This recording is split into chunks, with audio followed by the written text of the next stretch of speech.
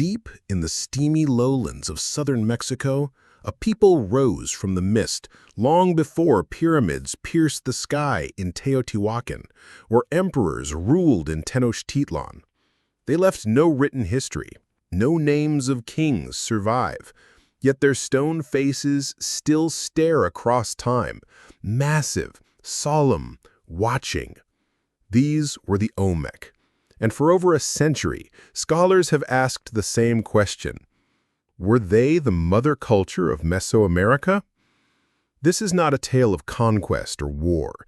It is the story of beginnings, of how ideas take root, of how one culture may have lit the first flame in a world that would later burn bright with Maya temples, Aztec gold, and sacred calendars. The Olmec did not build vast empires. They did not leave behind armies or epic poems, but they left something deeper. Symbols, beliefs, a way of seeing the world. And from their quiet villages along jungle rivers, a legacy began to spread. To understand them is to step into the dawn of a civilization, to ask not just who they were, but what they started. This is the mystery of the Olmec legacy. Long before the Spanish arrived, long before the Aztecs carved their name into history, the land we now call southern Mexico was alive with rivers, swamps, and thick green forests. The soil was rich, the rains came heavy. Crocodiles slid through black water. Birds called from the canopy. This was the Gulf Coast, hot, wet, and wild. Here, between the modern Mexican states of Veracruz and Tabasco, a people began to change. They were not the first to live here. Others had fished, farmed, and buried their dead in this land for thousands of years. But around 1600 BCE, something shifted. People began to gather in larger groups. They built simple mounds. They shaped clay into figures with strange downturned mouths. They carved jade into tiny faces. They started to mark time. And slowly, quietly, they laid the foundation for what would become Mesoamerican civilization. These people were the Olmec. We do not know what they called themselves. The name Olmec comes from a later word, Nahuatl, the language of the Aztecs. It means people of the rubber land. The Olmec grew rubber trees. They tapped the sap. They made rubber balls for games. But their true gift was not rubber. It was vision. They saw patterns in nature. They watched the jaguar move through the forest. They heard the thunder and felt the earth shake. They looked to the stars. And from these things, they built a world of meaning. This was not sudden. It took centuries. Generations lived and died before the first great stone head was carved. But by 1200 BCE, the signs were clear. Something new had begun. Two names rise from the silence of time: San Lorenzo and Levanta. San Lorenzo came first. It stood on a high plateau near the Coatzacoalcos River. Around 1200 BCE, it became a center of power. People built earthen mounds. They laid out plazas. They dug channels to control water. This was not just a village. It was a planned settlement. At San Lorenzo, archaeologists found massive stone heads. 17 have been discovered so far. Each weighs several tons. Each was carved from basalt, a hard volcanic rock. But there are no basalt sources near San Lorenzo. The stone had to be brought from the Tuxtla Mountains, over 80 kilometers away. How did they move it? We do not know.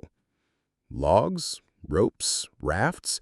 Thousands of people must have worked together. This was not the act of a small band. It required organization, leadership, a shared purpose. The heads show men with flat noses, thick lips, and helmet-like headgear. Some have scars. Some have furrowed brows. They do not smile. They do not look kind. They look powerful. Were they kings? Warriors? Gods? No one can say for sure. But their presence tells us one thing. Someone was important. Someone was honored. Someone was remembered. San Lorenzo thrived for nearly 500 years. Then, around 900 BCE, it declined. The monuments were buried. The site was abandoned. Why? We do not know. Drought? War? Flood? The land may have changed. Or power may have shifted.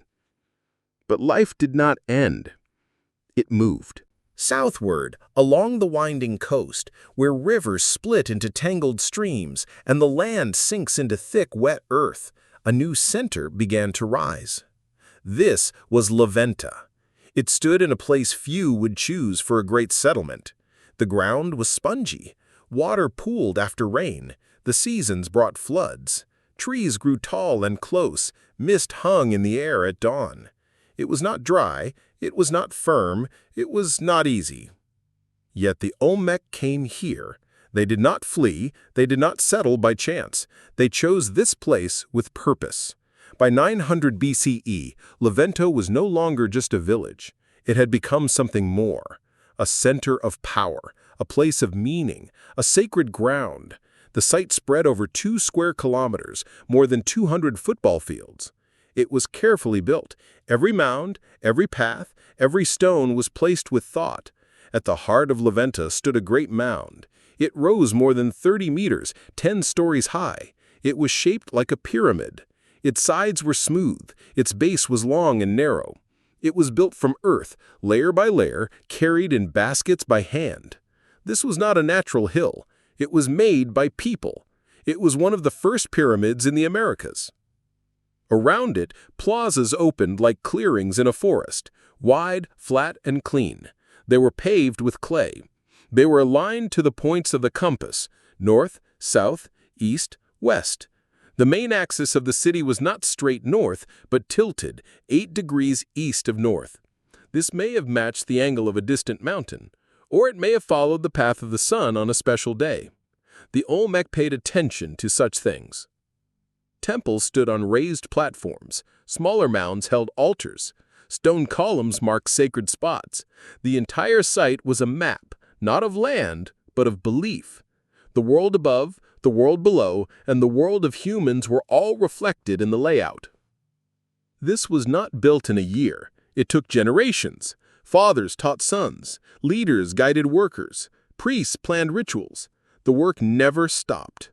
And beneath the ground, the Olmec left gifts. Deep pits were dug. Some were shaped like crosses.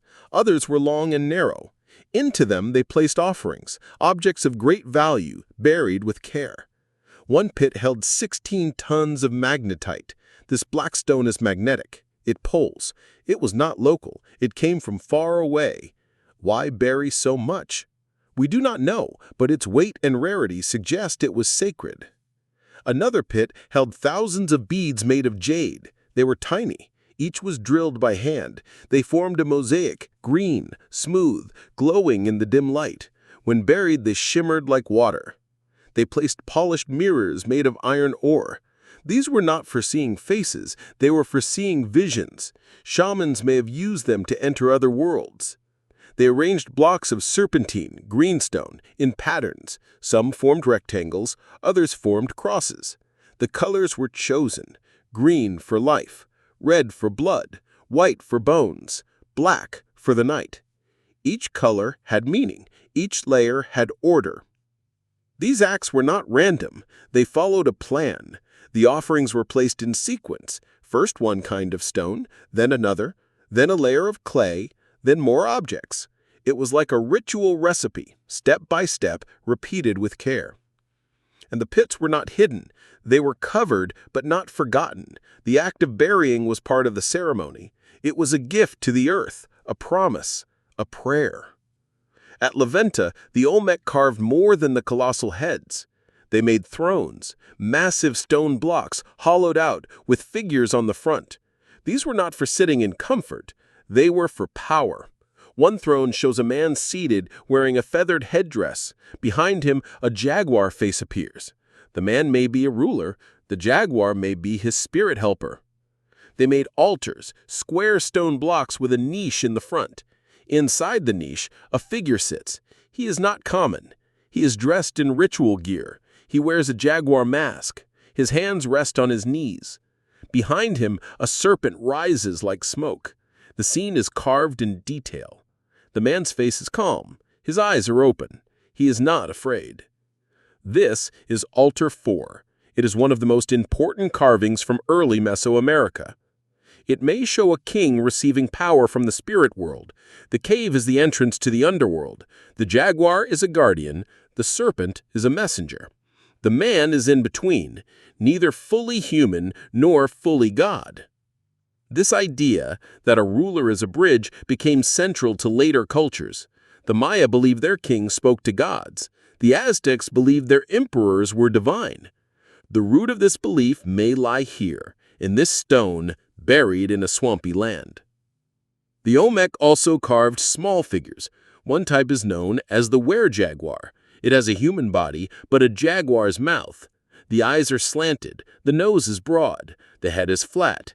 It looks like a baby, but not quite. It has fangs, it has a cleft head. This may be a supernatural being, or a child born of a human and a jaguar spirit. These figures appear in jade, in clay, in stone. They are not rare. They are repeated. They were important. The jaguar was not just an animal to the Olmec. It was a symbol. It was strong. It was silent. It moved at night. It lived in caves. It crossed the between worlds, earth and underworld, day and night, human and beast. To the Olmec, the jaguar was sacred, and they gave it form. Levanta was not only a place of ritual, it was also a place of trade. Goods came from far away. Jade from the Motagua River Valley in Guatemala, over 300 kilometers to the southeast. The green stone was rare. It was hard to carve, but the Olmec valued it above all. Obsidian, volcanic glass, came from the highlands of central Mexico. It was sharp. It was shiny. It made fine tools. It was not found at Levanta, but it was used there. Shells came from the Caribbean coast. Some were from the Gulf, others were from the Pacific. They were made into beads. They were used in necklaces. They were buried in offerings. Rubber came from the tropical forests. The Olmec tapped trees. They collected sap. They made rubber balls. They played the ball game. The word Olmec means people of the rubberland. This was their name in later times. Feathers came from distant birds. Mica came from Oaxaca. Paints came from minerals. All of it passed through Levanta. This was not a poor village. It was a hub, a meeting point, a center of exchange. People came from many directions. Some walked, some floated down rivers in canoes. They brought goods, they brought news, they brought ideas. A jade bead carried more than beauty. It carried a symbol, a carving style, a belief. A piece of pottery told a story, a new shape, a new mark. The Olmecs saw the wider world. They knew it. They reached into it. And the world reached back. Levanta did not grow by accident. It grew because the Olmec made it grow. They had leaders. They had workers. They had priests. They had artists. They had traders. They had vision. They built on soft ground, but their ideas were solid. They lived in a land of water and mud, but their monuments were made to last. They chose a difficult place, but it was not weak. It was powerful. In the swamp, the earth was deep. The waters were rich. The air was thick with life. This was not a barrier. It was a boundary, a place between worlds. And the Olmecs stood at the edge, watching, building, believing. Levanta was not just a city. It was a statement. We are here. We are organized. We are connected. We are sacred. And for nearly 500 years, it stood, rising from the wet earth, shining with jade, echoing with ritual. Then, slowly, it ended. But while it lived, it was the heart of the Olmec world. Now comes the question. Were the Olmec the mother culture of Mesoamerica? For over a century, this question has shaped how we see the ancient past. It is not just about stones or dates. It is about origin, about who began it all, about where the first spark came from. In the early 1900s, few knew the name Olmec. The colossal heads were seen as oddities. Some thought they were made by a lost African or Asian peoples. Others said they were too advanced to belong to early Americans. These ideas were wrong, but they showed one thing. The Olmec stood out. Then came the archaeologists. Matthew Stirling was among the first to take the Olmec seriously. In the 1930s and 1940s, he led digs at Tres Zapotes, San Lorenzo, and La Venta. He measured the mounds. He mapped the plazas. He studied the stone heads. He saw order. He saw skill. He saw age. Stirling found proof that the Olmec were old, older than anyone had thought. At Tres Zapotes, he uncovered a monument with a date in the long count calendar, 7.16.6.16.18. This equaled 32 BCE, but the style of the carving was early. The site had deep layers beneath it. Stirling believed the Olmec began much earlier, around 1200 BCE. This was a bold claim. At the time, most believed Mesoamerican civilization started with the Maya. The Maya had writing. They had pyramids. They had calendars. They were seen as the first. But Stirling argued the Maya came later. The Olmec came first. He saw the Olmec as the root, the source, the mother. Others joined him. Michael Coe, in his 1968 book, The Olmec, America's First Civilization, made the case clear. He called the Olmec the mother culture. He said they invented the core traits of Mesoamerican life. What were these traits? The 260-day sacred calendar, the ball game, the concept of zero, the idea of divine kingship, the worship of the jaguar god, the feathered serpent, the use of jade, the layout of ceremonial centers with plazas, pyramids, and altars. Coe argued that these did not appear in many places at once. They began with the Olmec, then they spread. He pointed to the art. The style of the Olmec, jaguar babies, downturned mouths, helmeted heads, appeared in later cultures, in the Maya region, in central Mexico, in Oaxaca. He pointed to the timing. San Lorenzo and La Venta were built before other major centers. By 1200 BCE, the Olmec were carving stone. By 900 BCE, they were building pyramids. The Zapotec at Monte Alban did not rise until 500 BCE. The Maya centers, like Kaminalhuyu, began around 800 BCE. The sequence seemed clear. Olmec first, others after. So the idea took hold. Textbooks repeated it. Museums displayed it. The Olmec became known as the mother culture. But not everyone agreed. By the 1970s and 1980s, new discoveries began to challenge the old story. In Oaxaca, archaeologists were digging at San Jose Mogote. This site was not on the Gulf Coast. It was in the highlands. It was not Olmec, but it was old. They found a carved slab with symbols. One sign looked like a limp wrist. Another looked like a calendar date. It was not full writing, but it was early. It dated to around 600 BCE. This was close in time to La Venta, but it was not copied from the Olmec. It was local. It showed that people in Oaxaca were developing symbols on their own. They also found a tomb with red paint on the walls. The paint formed patterns. One design looked like a cross with rays. It may have meant earth or cave. It was similar to later Zapotec symbols. San Jose Mogote had plazas.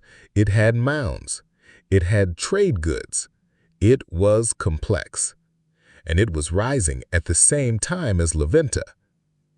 Then came the Soconusca region, along the Pacific coast of Chiapas and Guatemala. Here, sites like Paso de la Mata showed early signs of social order. By 1500 BCE, people were building large houses. One structure was 30 meters long. It had a central pole. It faced a plaza. It may have been a meeting hall. They played the ball game. A court was found dating to 1400 BCE, older than any known Olmec court. The people here were not passive.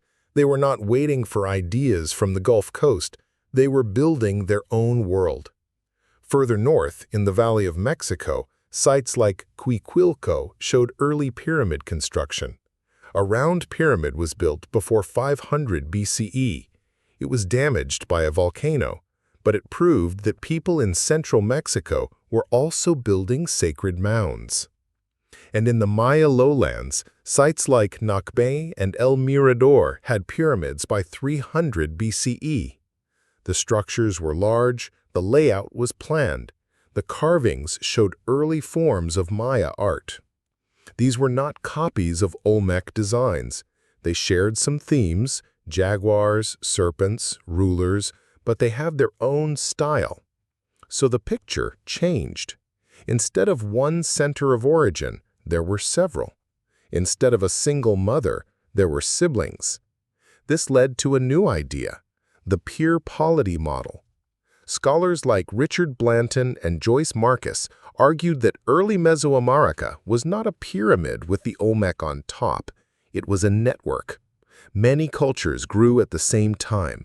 They interacted, they traded, they competed, they borrowed. No one was the sole inventor. The calendar? It may have begun in more than one place. The 260-day count fits the human gestation period.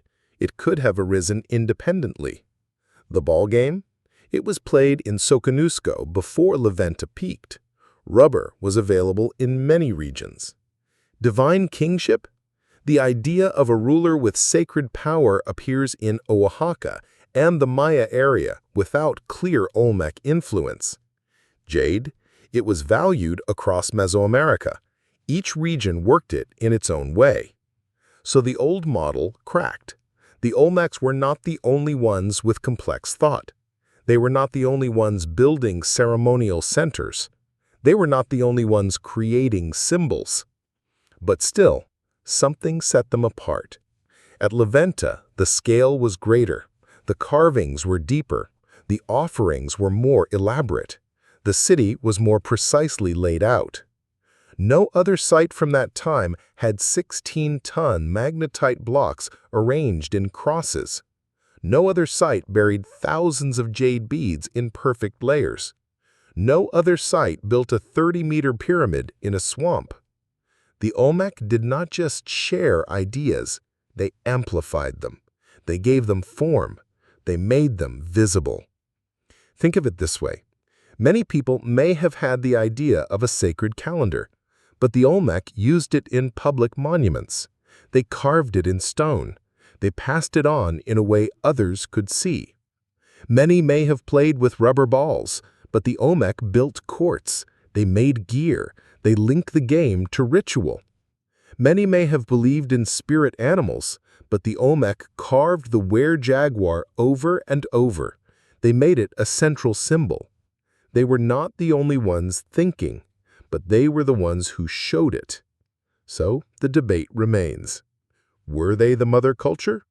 If mother means the only source, then no. The evidence shows multiple centers of innovation. But if mother means the most influential early culture, the one whose symbols and practices had the widest reach, then yes. The Olmec were not alone, but they were the clearest voice. They did not invent everything, but they shaped what others would follow. They were not the first in every way, but they were the first to build on such a scale. And their legacy was not just in stone. It was in idea. When the Maya carved a ruler on a throne, they echoed Altar 4 from La Venta. When the Aztecs honored the jaguar, they honored a symbol the Olmec made sacred. When the Zapotec tracked time in cycles, they used a rhythm the Olmec helped define. So perhaps the answer is not yes or no. Perhaps it is both. The Olmec were not the only beginning, but they were a beginning. And in the story of Mesoamerica, they were the first chapter written in stone. Even if the Olmec were not the only early culture, their symbols did spread. Look at the jaguar. The Olmec carved jaguar babies. They showed jaguars with human eyes. They linked jaguars to caves and rain. Later, the Maya worshipped a jaguar god. The Aztecs had jaguar warriors. The symbol endured. Look at the feathered serpent. At La Venta, a carving shows a serpent with feathers. This may be the earliest form of Quetzalcoatl, a god known later to the Toltecs and Aztecs. The idea may have started here. Look at the ball game. The Olmec made rubber balls. They built courts. They carved scenes of players and gear. The game spread across Mesoamerica. It was more than sport. It was ritual. It was tied to life and death. Look at the calendar. The Olmec used a 260-day cycle. This sacred count appears later in the Maya and Aztec calendars. Did they invent it? We cannot prove it, but they used it early. Kingship? The Olmec carved rulers on thrones. They showed them with divine signs. Later cultures had god-kings. The ruler was not just a man, he was a bridge to the gods. These ideas did not appear out of nowhere. They had roots, and many roots lead back to the Olmec. Even if other cultures had similar thoughts, the Olmec gave them form. They carved them in stone. They passed them on. So perhaps mother culture is not the right term, but source culture may be. They did not give birth to everything, but they shaped what came after. Around 400 BCE, La Venta was abandoned. The reasons are unclear. The land may have shifted. Rivers changed course. Swamps grew deeper. Farming became hard. Or people may have lost faith, or war may have come. But the end was not sudden. It was slow. The monuments were not destroyed. They were buried with care. Offerings were placed in order. The city was treated with respect. This was not flight. It was farewell. After La Venta fell, the Olmec centers faded. San Lorenzo was long gone. Tres Zapotes, a later site, carried some Olmec traits, but it was not the same. The people did not vanish. They stayed. They lived. But the grand vision, the stone heads, the great mounds, the deep rituals, did not return. Yet the ideas did not die. They moved. The Olmec left no written language we can read, but they left messages in stone. One of the most famous is Stela C from Tres Zapotes. It bears a date in the long count calendar, 7.16.6.16.18. This equals 32 BCE. It is one of the earliest known uses of this system. The long count was later used by the Maya. It tracked time in vast cycles. The Olmec may not have invented it, but they used it early, and they passed it on. Another clue is the colossal heads. 17 have been found. Each is unique. Each was carved with care. They were not mass-produced. They were portraits. Some show signs of aging, wrinkles, sunken cheeks. One has a cleft chin. These are real people, honored, remembered. Were they rulers, priests, champions? We do not know their names, but their faces remain. And they are not just Olmec. Similar features appear later in other cultures. The downturned mouth, the broad nose, the sense of calm power. The style echoes through time. Olmec art was not just big, it was deep. They carved small jade figures with great skill. One, known as the Olmec baby, shows a child with slanted eyes and a puffy face. It is not realistic, it is symbolic. It may represent a spirit, or a god, or a royal child with divine blood. Another figure shows a man transforming into a jaguar. His hands become paws, his back sprouts fur. This idea, the were-jaguar, became central to Mesoamerican belief. The ability to shift form, to cross between worlds, to hold two natures at once. The Olmec did not invent shamanism, but they gave it image. They showed it in stone. They passed it on. The Olmec lived in a wet world, rivers, swamps, rain. They understood water. They shaped it. At San Lorenzo, they built a system of stone-lined drains.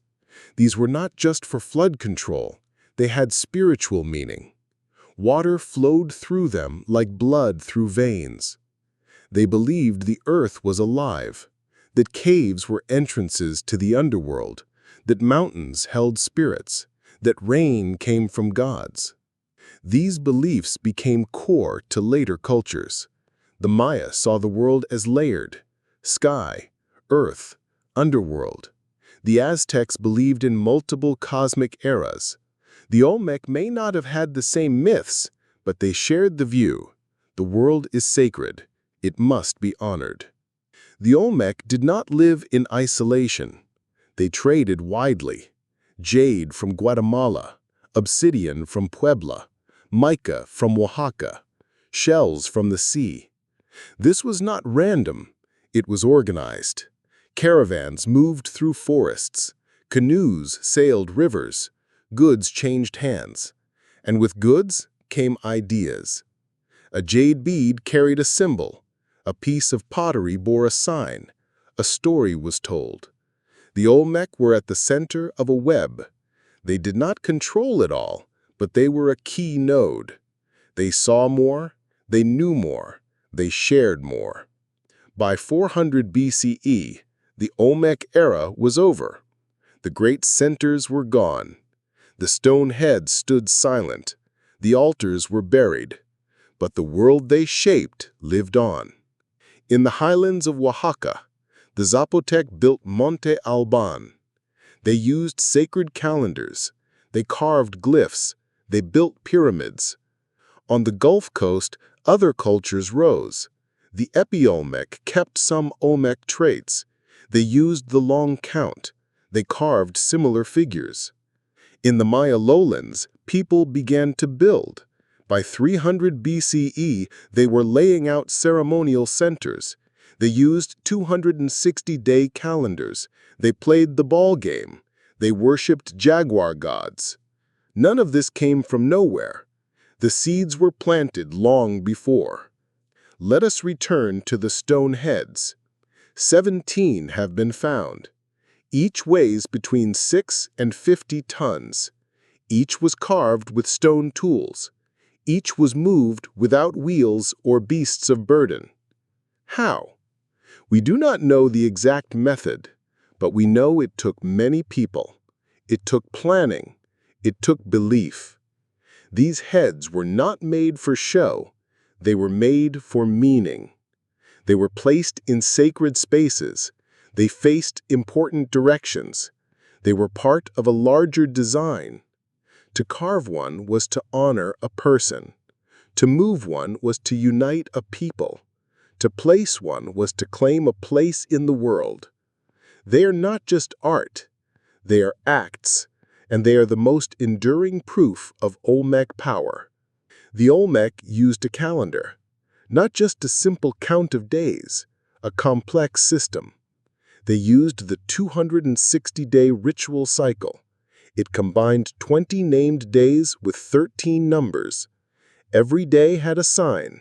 Every sign had meaning. This calendar appears later in the Maya, Zapotec, and Aztec worlds. Did the Olmec invent it? We cannot say for sure, but they used it early, and they used it in public monuments. Time was not just passage, it was sacred. It was tied to fate, to gods, to planting and harvest. The Olmec helped turn time into a tool of belief. The Olmec played the ball game. They made rubber from trees. They shaped it into balls. They built courts. The game was not just play. It had rules. It had gear. It had meaning. Players wore pads. They used hips to hit the ball. The ball could not touch the ground.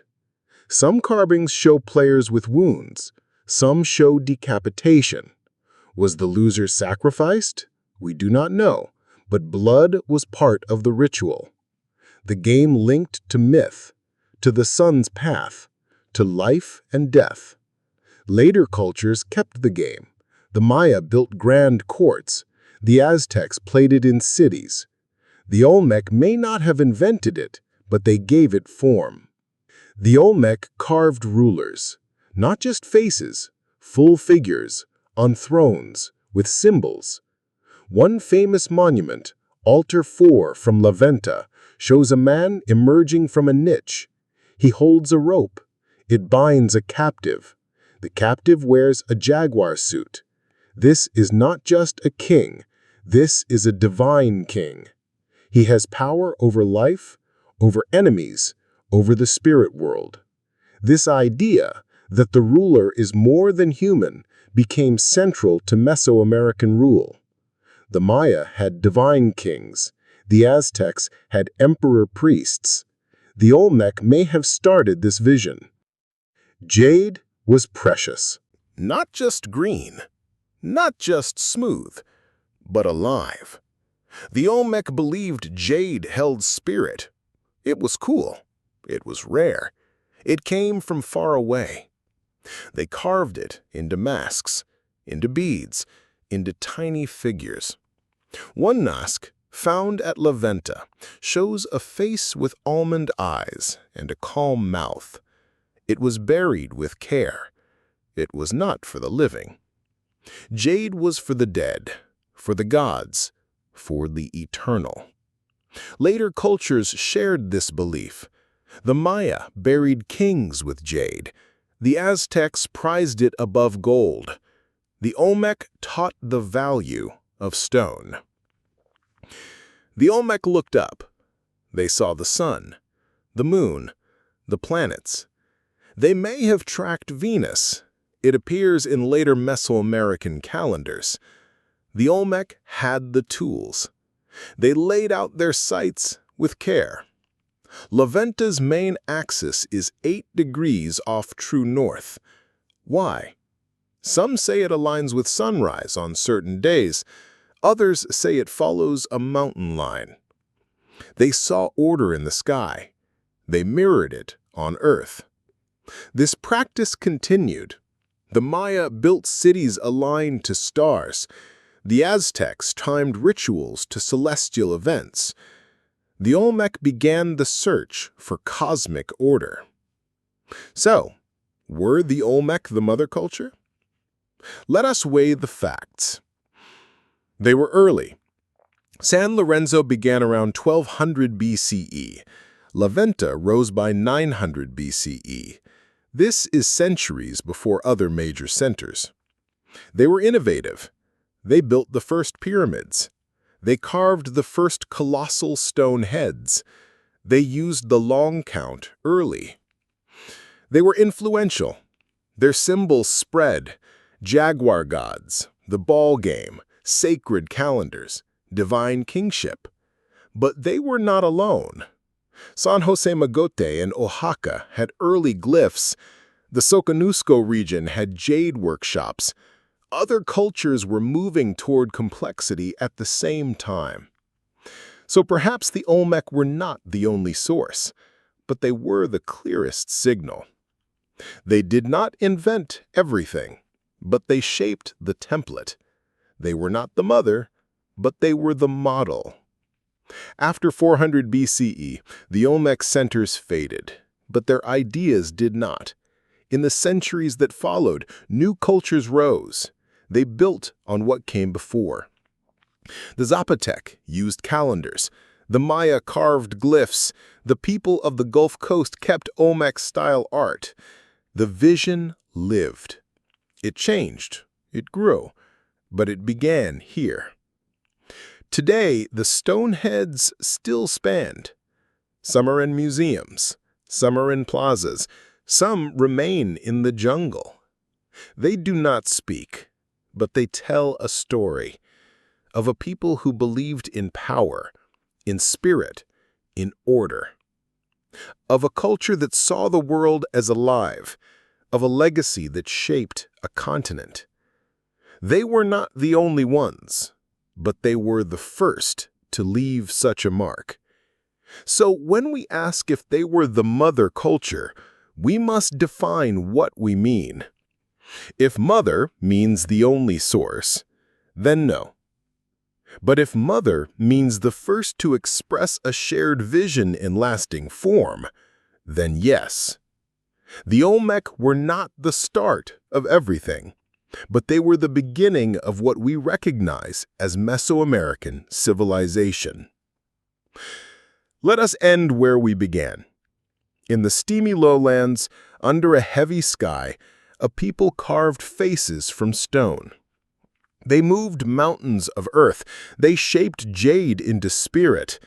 They mapped the stars. They did not write their names, but they wrote their beliefs in stone.